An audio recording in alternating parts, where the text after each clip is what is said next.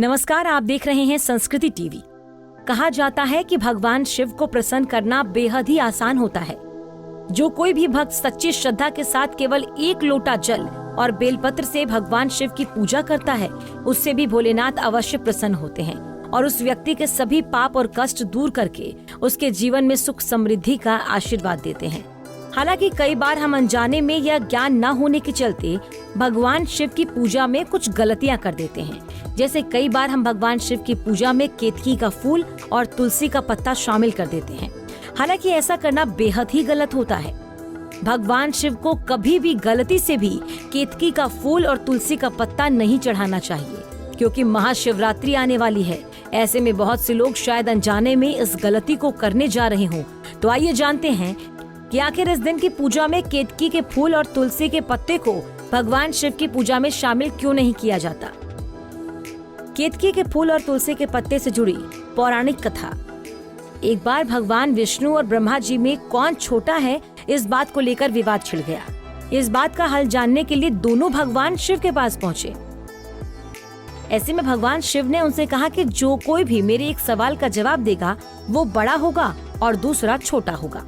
इसके बाद उन्होंने सवाल के तौर पर एक शिवलिंग प्रकट की और दोनों से ये पता लगाने को कहा कि शिवलिंग का आदि और अंत कहाँ है। भगवान विष्णु और ब्रह्मा जी ने शिवलिंग को हर तरफ से देखना शुरू किया। हालांकि उन्हें कुछ पता नहीं चल पा रहा था। तभी ब्रह्मा जी की नजर केतकी के फूल पर पड़ी, जिसे देखकर उन्होंने केतकी के फूल से झूठ बोलने को कहा।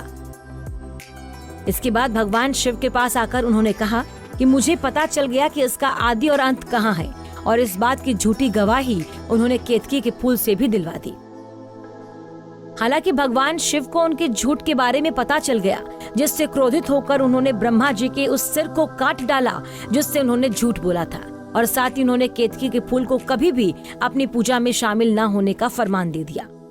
कहा जाता है कि तब से ही भगवान शिव की पूजा में केतकी के फूल का इस्तेमाल वर्जित हो गया। अब बात करते हैं भगवान शिव की पूजा में तुलसी का पत्ता क्यों नहीं शामिल किया जाता। तो इससे संबंधित कथा के अनुसार बताया जाता है कि पिछले जन्म में तुलसी का नाम वृंदा था और वो एक राक्षस की पत्नी थी।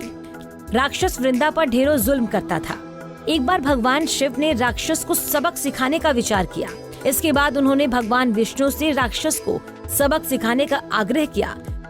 तब विष्णु जी ने झूठ बोला कि उन्होंने वृंदा का पतिव्रत धर्म भंग कर दिया है।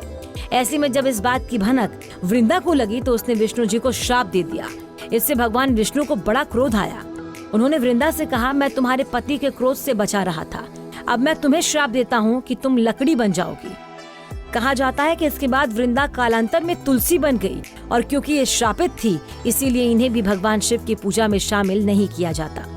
दोस्तों, उम्मीद है आपको हमारी ये जानकारी पसंद आई होगी।